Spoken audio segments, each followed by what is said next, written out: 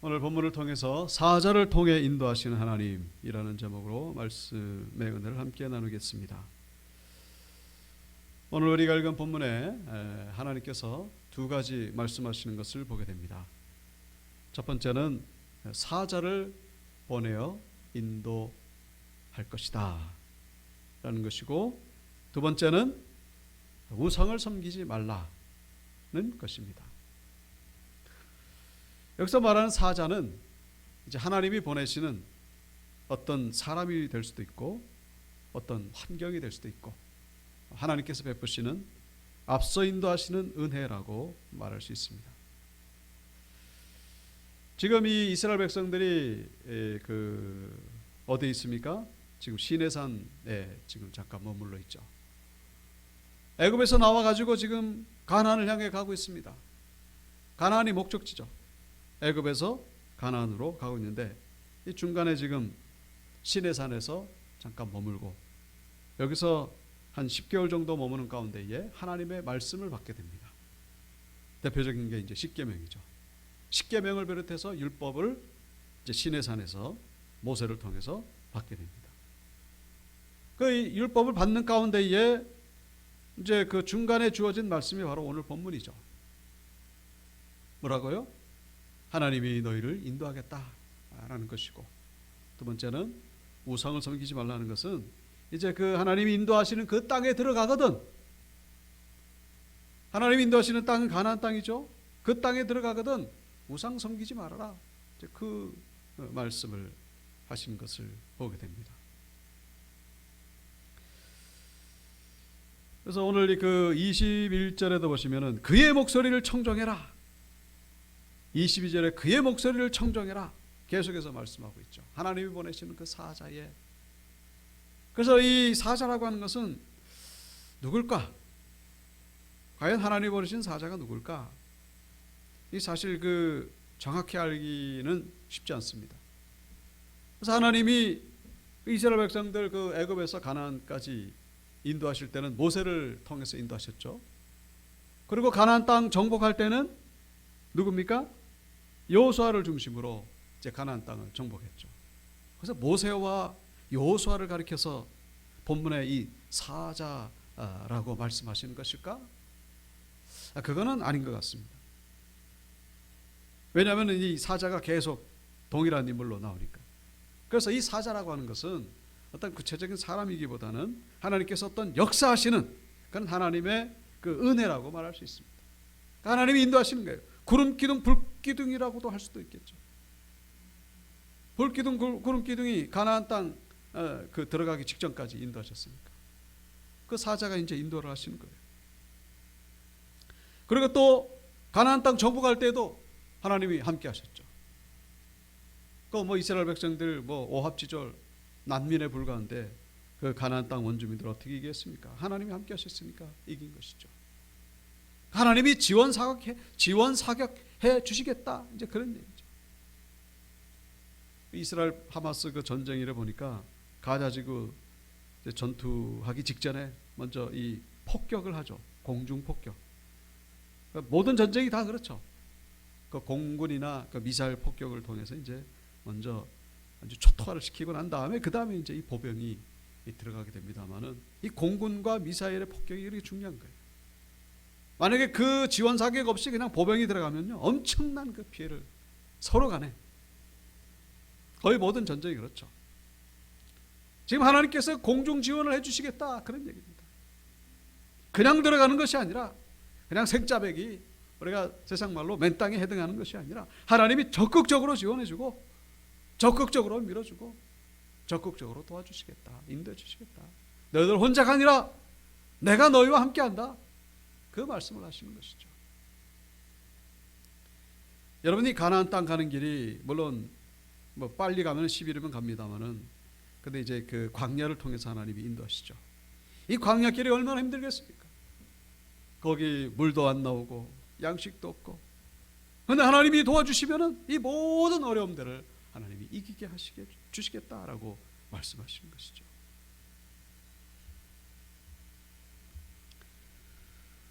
우리 그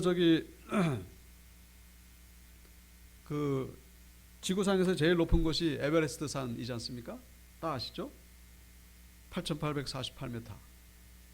근데 요즘 옛날에는 뭐 에베레스트 산 정상 정복했다 그러면 뭐 뉴스에 나오고 신문에도 나오고 막 떠들썩했는데 요즘은 떠들썩하질 않아요.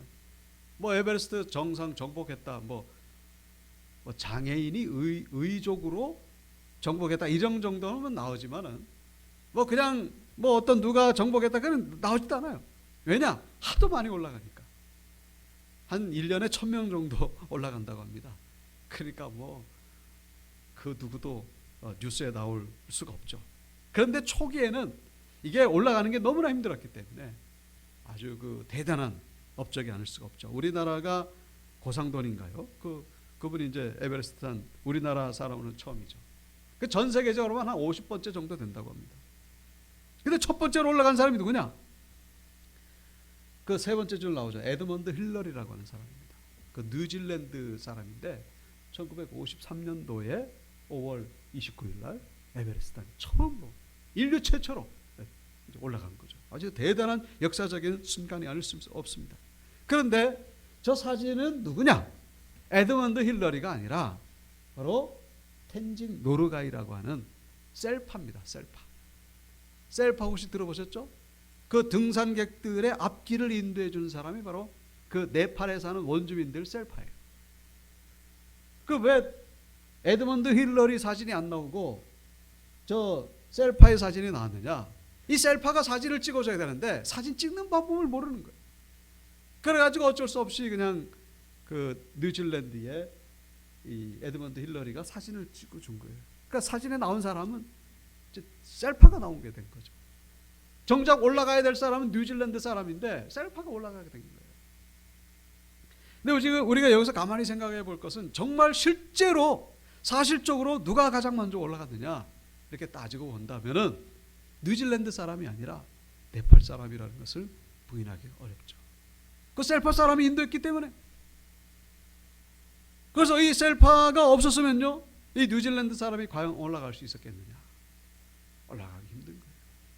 셀파가 있었기 때문에 가능했던 것이죠.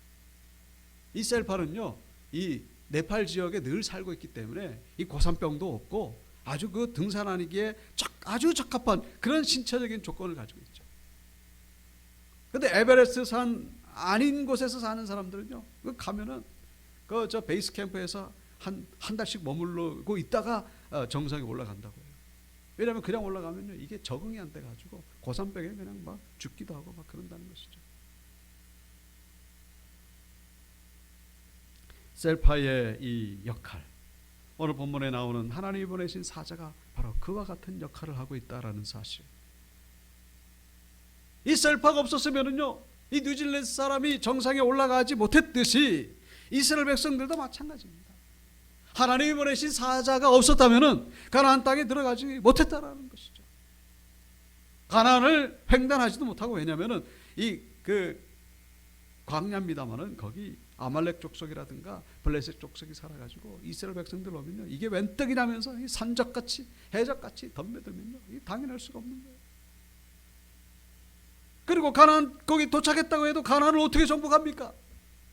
무슨 수로 정복합니까? 도저히 이건 불가능한 일이에요. 애굽에서 나오는 것도 그게 대단한 역사입니다만은, 그것도 기적입니다만은, 이 가나안 땅 가는 것도 기적이고 가나안 땅 정복하는 것도 기적이고, 이 모든 것들 속에 하나님의 역사하심, 하나님의 은혜가 있었기 때문에 가능했다라는 것을 잊어서는 안 된다는 것이죠. 성경을 보니까 뭐 너무나 쉽게 그냥 우리가 이것을 이해해 버립니다만은 그 현장 속에서는 엄청난 그 어려움이 있었다라는 사실입니다. 그런데 이 모든 것들을 이기게 하신 분이 바로 하나님의 은혜인데 사자를 보냈기 때문에, 근데 그 사자를 우리에게도 보내신다라고 말씀하고 있는 것이죠. 우리에게도, 이스라엘 백성들에게 하나님의 사자를 보내신 것처럼 우리 하나님을 믿는 각자 개인 신앙인들에게도 이 사자를 보내신다라고 오늘 본문은 우리에게 말씀해 주고 있는 것입니다. 혼자가 아니라는 거예요. 혼자가 아니다라는 것이죠. 따라 보실까요? 나는 혼자가 아니다. 믿습니까?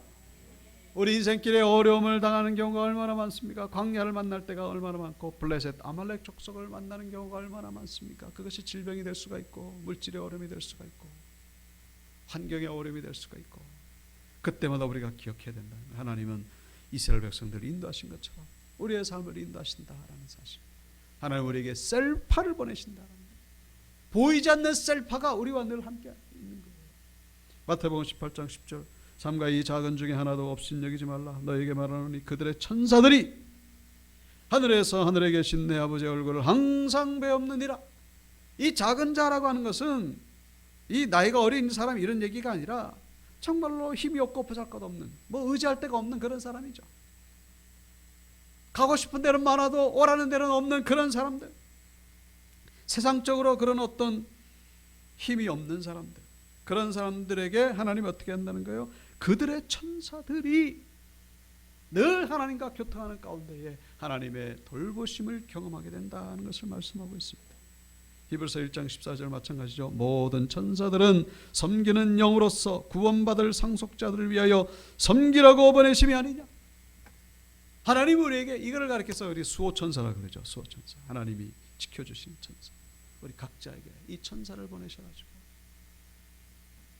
우리도 마찬가지예요. 애굽에서 나와가지고 가나안을 향해 가고 있잖아요.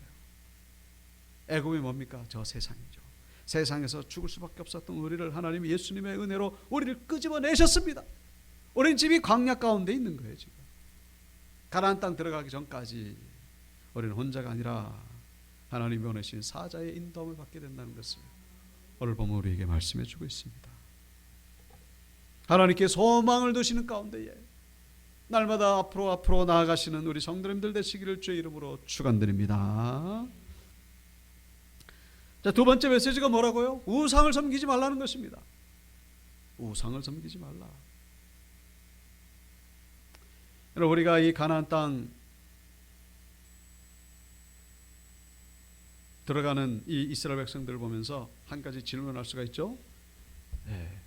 이 가나안 땅 원주민들 뭔 죄가 있다고 그래 내쫓나? 요즘 우리가 저 이스라엘하고 하마스 전쟁을 보면서 누가 잘못인가? 막 우리가 생각해 보잖아요. 이스라엘 백성들 뭐 잘 살고 있는 가나안 땅에 왜 들어와 가지고 저들을 쫓아내고 저렇게 전쟁을 벌이나 막 그런 질문도 하지 않습니까? 근데 그거 보면요 이게 참 복잡해요. 그 저기 뭡니까? 챗GPT인가요? 그 AI 챗GPT에게 이 그 질문을 했더니 챗GPT도 모른다는 거예요. 이스라엘과 팔레스타인의 그 갈등의 분쟁 어떻게 해결했는지 나도 모르겠다는 거예요. AI도 모르겠다는 거예요. 복잡한 거예요. 간단한 그런 논리로 이렇게 해결하기가 어려운 것이죠. 근데 오늘 본문에 나오는 이 상황은 좀 다르다는 것이죠. 이 애굽에서 나오는 이스라엘 백성들이 지금 가나안 땅에 들어가는데 이 가나안 땅에 거기도 원주민들이 살고 있잖아요. 근데 원주민들을 쫓아내고 거기 들어가게 된다는 것이죠. 근데 그 원주민들이 뭔 죄가 있다고? 여기 그 23절에 그런 말씀이 나옵니다. 내 사자가 내 앞서가서 너를 아모리 사람과 헷 사람과 브리스 사람과 가나안 사람과 히비 사람과 여부수 사람에게로 인도하고 나는 그들을 끊을 것이다. 여기 지금 6족속이 나오잖아요. 이 6족속에 더해가지고 블레셋 족속 하면은 7족속이 됩니다. 7족속이 바로 이 가나안을 대표하는 족속이에요. 이 가나안 원주민들을 얘기를 하는 거예요. 지금 가나안 원주민 어떻게 한다고? 하나님이 끊어버리시겠다. 그들을 내쫓고 여기 28절에 나오죠. 내가 왕벌을 내 앞에 보내리니 그 벌이 히위 족속과 가나안 족속과 헷 족속을 내 앞에서 쫓아낼 것이다. 그들을 쫓아내버리고 방 빼라 그런 얘기죠. 방 빼고 이제 이스라엘 백성들 이제 들어와라 그런 얘기입니다. 그러면은 이제 하나님이 좀 잔인한 거 아닌가 하는 것이죠. 여기 31절에도 나오죠. 내가 내 경계를 홍해에서부터 블레셋 바다까지 광야에서부터 강까지 정하고 그 땅의 주민을 내 손에 넘기리니 내가 그들을 내 앞에서 쫓아낼지라. 언젠가도 말씀드렸습니다마는 이 이스라엘 백성들이 가나안 땅에 들어갈 때 그 벌인 전쟁은 단순한 정복 전쟁이 아니라 무슨 전쟁이라고요? 하나님의 심판이 담겨 있는 전쟁이었다라는 것을 기억하셔야 된다는 것이죠. 하나님의 심판, 가나안 원주민에 대한 하나님의 심판, 그 심판 때문에 이스라엘 백성들이 들어와 가지고 전쟁을 치르고 거의 쫓겨남을 당하게 됐다라는 사실.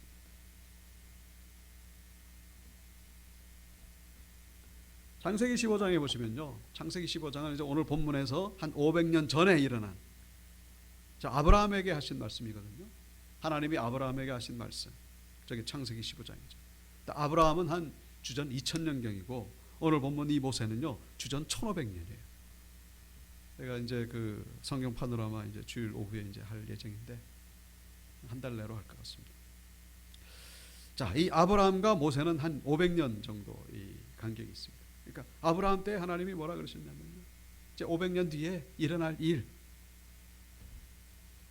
해질 때 아브라함에게 깊은 잠이 임하고 큰 흑암과 두려움이 그에게 임하였더니 여호와께서 아브라함에게 이르시되 너는 반드시 알아라. 내 자손이 이방에서 객이 되어, 네 자손이 이방에서 객이 된다. 이거는 이제 애굽에서 400년 동안 노예 생활한다. 이제 그걸 의미하는 것이죠.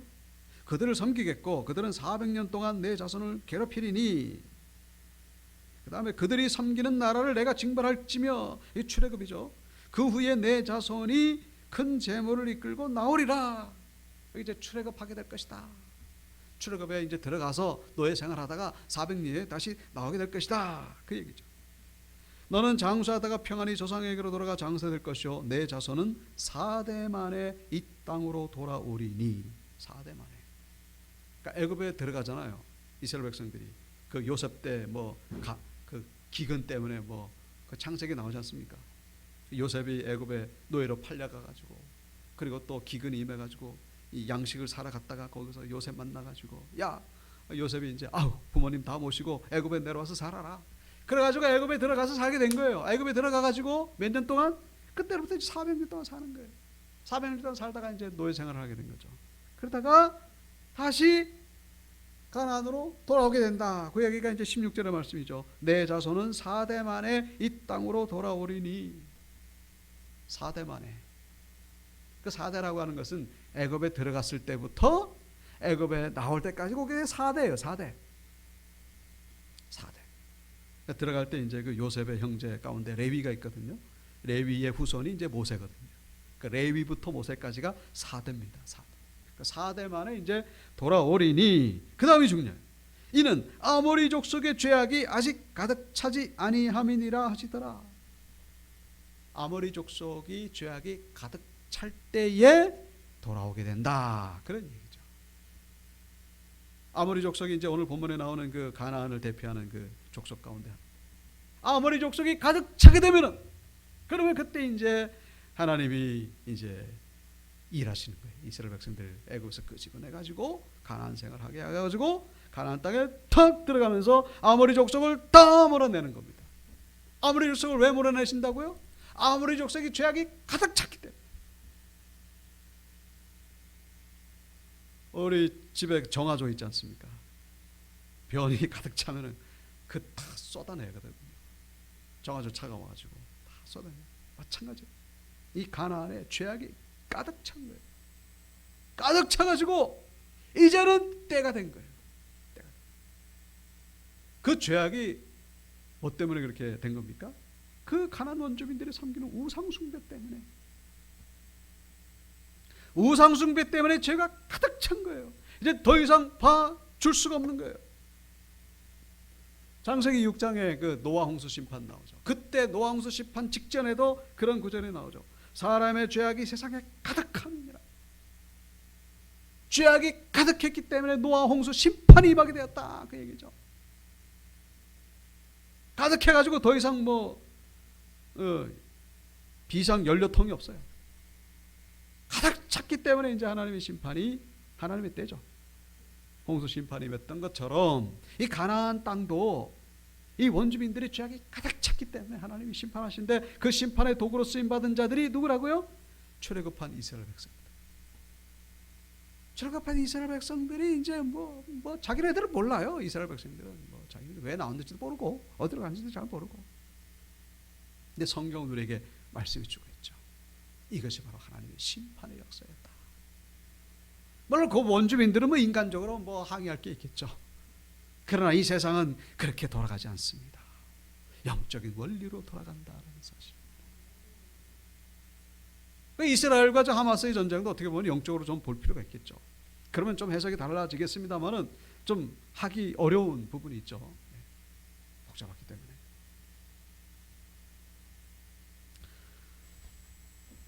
자, 근데 중요한 건 뭡니까? 우상 숭배하지 마라. 이스라엘 백성들에게 왜 이 말씀을 주셨을까요? 제가 지금까지 우리가 나눈 말씀을 통해서 알 수 있는 결론이 있습니다. 너희들 우상 숭배하면 어떻게 된다? 가나안 원주민들이 멸망했던 것처럼 너희들도 똑같이 그렇게 된다라는 것이죠. 너희들도 예외가 아니다라는 것입니다. 가나안 원주민들이 우상 숭배하고 그 심판당할 때에 이스라엘 백성들이 쓰임을 받았지만은 이스라엘 백성들이 그 정복해서 거기 들어간다 할지라도 너희들이 우상 숭배되면 하면은 너희들도 똑같이 너희들도 가나안 원주민들이 멸망당한 것처럼 그렇게 멸망당할 것이다. 절대로 잊지 말아라. 너희들 가나안 원주민 멸망당한 거 그렇게 되고 싶지 않거든. 가장 큰 죄가 바로 우상 숭배였다라는 사실이죠. 우상 숭배. 우리가 23장에 우리가 그 전장에 23장에도 보시면은 그런 말씀이 나옵니다. 22장 19절에 보시면은 그 짐승과 행함하는 자는 반드시 죽일지니라. 이제 그런 구절이 나오죠. 이게 뭡니까? 지난번에 말씀드렸죠. 지금 너희들 앞으로 들어가서 살게 될 가나안 땅 원주민들이 지금 그런 일을 하고 있다. 그 얘기를 하는 거죠. 가나안 땅 들어가거든 우상 숭배하게 되면은 완전히 그냥 가치관이 혼란 가운데로 빠지는 거예요. 뭐가 옳은 건지, 뭐가 그런 건지. 그때부터는 완전히 헷갈리기 시작하는 거예요. 짐승과 행음하고 심지어는 가족끼리 근친상간을 하게 되고 그 얘기도 레위기에 쭉 나와 있습니다. 차마 강단에서 이제 함께 이렇게 교독하기가 부끄러울 정도의 그런 얘기들. 그게 뭐예요? 가나안 원주민들이 우상 숭배하다가 그런 풍습, 그런 문화 속에 완전히 푹 젖어 들게 되었다. 그 죄가 된지도 모르는 거예요. 그러고 보면은요, 이 지금 현대 세계가 겉으로는 문명 세계입니다만은 영적으로 보면은 가나안의 원주민들하고 다를 바가 전혀 없어요. 근친상간, 뭐 짐승과 수간하는 거. 여러분 더하면 더 했지 절대로 덜하지 않습니다. 그런 관광 여행이 있잖아요.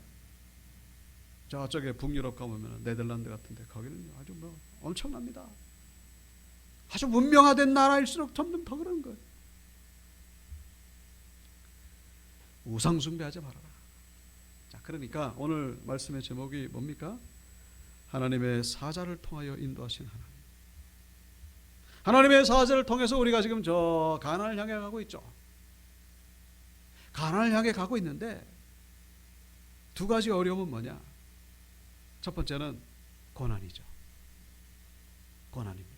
이 광야 같은 고난. 그래서 이 가나안 땅 가기까지가 참 힘든 거예요.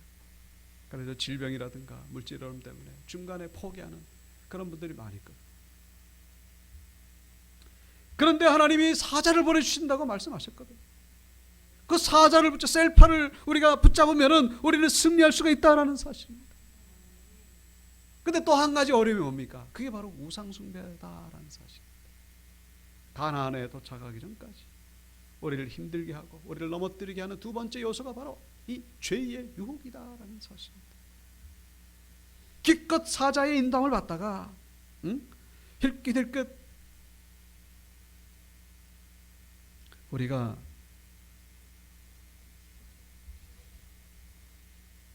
한눈을 팔게 된다라는 사실입니다. 우상숭배, 이상하게 생긴 형상에게 절을 하는 것만 우상숭배가 아니고 뭡니까? 그러므로 땅에 있는 지체를 죽이라. 곧 음란과 부정과 사욕과 악한 정욕과 탐심이니 탐심은 우상숭배입니다.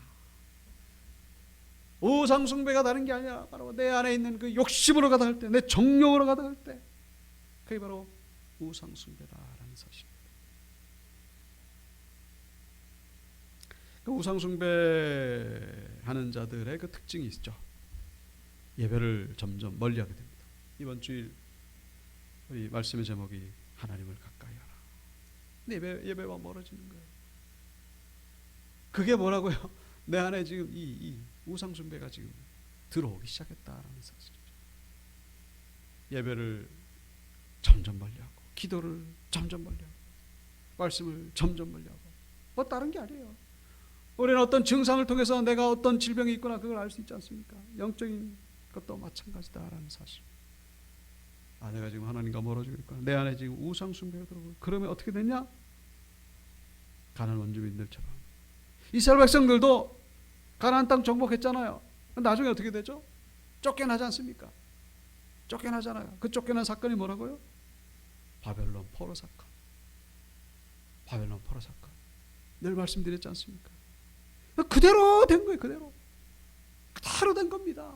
북이스라엘은 완전히 아수르에게 다 끌려가서 없어지고, 남유다는 저 1000km 되는 저 바벨론에 끌려갔다가 말씀 그대로. 이스라엘 백성들 예외가 아닙니다. 우상숭배했기 때문에 하나님 앞에 이 탐심을 가지고 우리가 하나님과 멀어지고 있진 않은지, 말씀의 결론입니다. 날마다 우리가 불렀던 찬송도 있죠. 날마다 한 걸음 한 걸음 주 예수와 함께, 날마다 우리 걸어가. 매일매일이 중요한 거예요. 저 먼 데를 향하여 바라보는 것도 중요하지만, 오늘 내가 지금 어떤 삶을 살고 있느냐. 오늘 불렀던 찬송도 있죠. 오늘 집을 나서기 전 기도했나요? 오늘 받으는 정의에 호소했나요? 오늘 과연 내가 기도의 삶을 살았는지. 한 걸음 한 걸음 이것이 연결이 돼가지고 결국 우리는 천국까지 우리가 나아가게 된다는 사실을 기억하시고, 날마다 주님을 바라보시고 주님의 뒤를 따라가시고 주님을 의지하는 가운데에 저 가나안 땅 천국에 넉넉히 들어가시고 아주 기쁜 마음으로 들어가시고 우리 성도님들 다 되시기를 주 이름으로 축원합니다.